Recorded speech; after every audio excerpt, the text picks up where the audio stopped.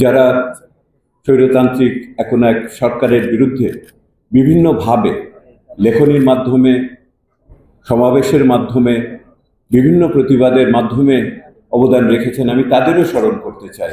কারণ ওই জুলাই অগস্টকে আনতে হলে তার পিছনের 15 বছরের ইতিহাসকেও সাথে মনে রাখতে হবে তাদের অবদানের কথা।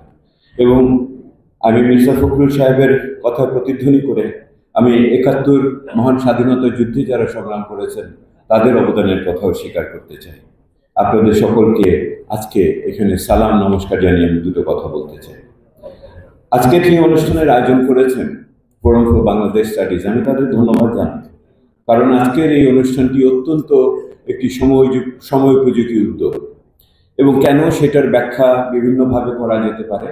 তবে আপনাদের উপস্থিতি, আপনাদের আগ্রহ এবং নেতৃবৃন্দের অংশগ্রহণ বোঝা যায় যে কতখানি আজকের এই আলোচনাটি গুরুত্বপূর্ণ এবং প্রলম্বিত হবে আগামীকাল ধরে। আমি সংগঠকদের অভিনন্দন জানাতে চাই। যে তিনটি বিষয়কে এখানে আনা হয়েছে, ঐক্য, সংস্কার ও নির্বাচন, এই তিনটি শব্দ বা পদ বা সেই অর্থে ধারণা খুবই গুরুত্বপূর্ণ, এবং ওনারা এই তিনটি শব্দ নির্বাচনের মাধ্যমে বর্তমানে যে কঠিন সময় আমরা অতিবাহিত করছি তাকে ধারণ করেছে। তো আমি খুব সংক্ষেপে তিনটি বিষয় আপনাদের কাছে বলে চলে যাব, কারণ নেতৃবৃন্দ এখানে আছেন। এবং আমি যে কথাগুলো বলবো আপনারা মনে রাখবেন, এই কথাগুলো আমার আগে যারা বলেছেন, এর আগে উদ্বোধনী সবাই যারা বলেছেন তাদের কথার বিকল্প হিসেবে বলছি না, আমি তাদের সম্পূরক হিসেবে কথাটা বলছি এবং আমার পেশাগত অবস্থান থেকে কথাটা বলছি।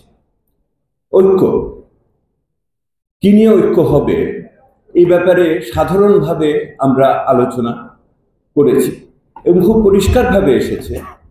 আমাদের ইতিহাসের উপলব্ধি থেকে ঐক্য নয়, বাংলাদেশের ভবিষ্যৎ নিয়ে ঐক্য করতে হবে। এইটি হলো ঐক্যের জায়গা। বাংলাদেশ ভবিষ্যতে কোথায় যাবে, ইতিহাসের বিভিন্ন ধরনের ব্যাখ্যা বিবরণ নিয়ে নিজেদের ভিতরে বিভেদ সৃষ্টি না করে ভবিষ্যতের বাংলাদেশকে নিয়ে, আমাদের স্বপ্নের জায়গাটাকে নিয়ে ঐক্য সৃষ্টি করতে হবে। আমার মনে হয় এই জায়গাটাও খুব ক্রমান্বয়ে পরিষ্কার হচ্ছে। এখন ওই যে ভবিষ্যতের বাংলাদেশ আমরা যে যার আদর্শিক রাজনৈতিক বিভিন্ন অবস্থান থেকে দেখব, তার কি কোনো ন্যূনতম কোনো জায়গা আছে কিনা যেখানে একমত হতে পারবে? যেই মতে আমাকে বলবে গণতন্ত্র থাকবে, স্বেচ্ছাচারিতা থাকবে না, ইত্যাদি ইত্যাদি, নির্যাতন নিপীড়ন থাকবে না, বিকাশের সুযোগ থাকবে। আপনি যদি আমাকে জিজ্ঞেস করেন, আমি খুব সাধারণভাবে একটা জিনিস বুঝি, সেটা হলো সর্বজনীন মানবাধিকার থাকতে হবে, সব মানুষের অধিকার থাকতে হবে।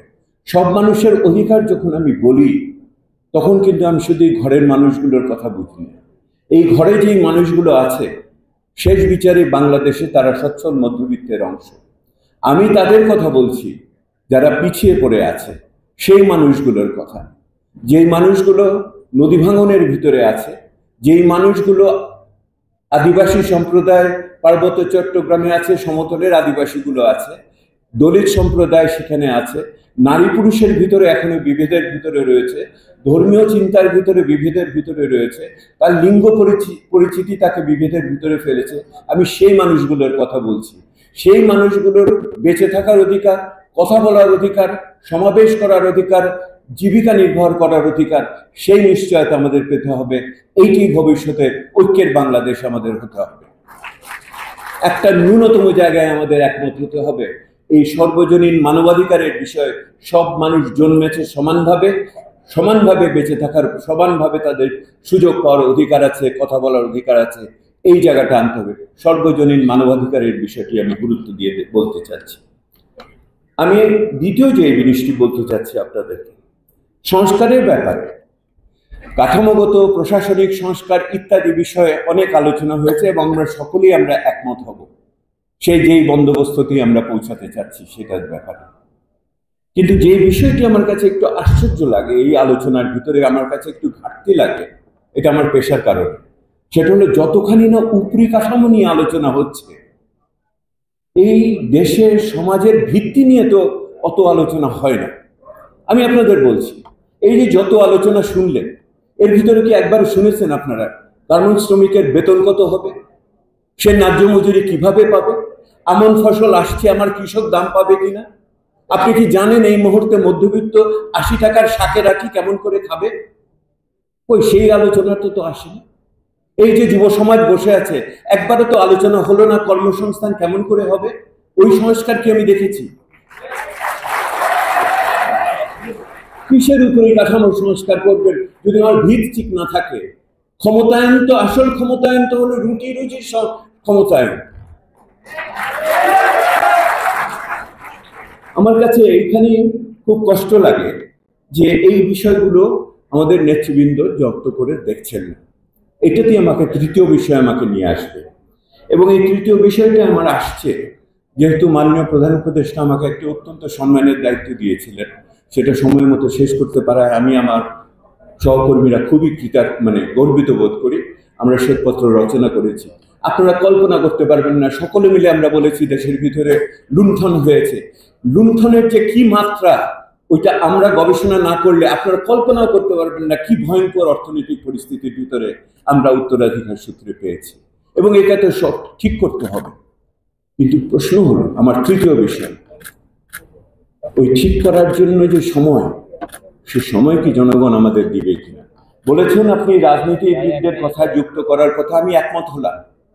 কিন্তু যেই লোকটি এই মুহূর্তে বাজারে যে চাল কিনতে পারে না, যে এই মুহূর্তে আপনারা সরকারি কর্মচারীদের মহার্ঘ ভাতা আলোচনা করছেন, বাদ বাকি মানুষ কোথা থেকে মহার্ঘ ভাতা পাবে সেই আলোচনা তো শুনি না। একবারও শুনেছেন আপনারা এই কথা কারোর মুখ থেকে? এই মানুষগুলো এই যুব সমাজের ভিতরে, শিক্ষিত যুব সমাজের ভিতরে তারা কিভাবে কোনো যুব ভাতা প্রচলন হবে কিনা সেটা কি শুনলাম না তো।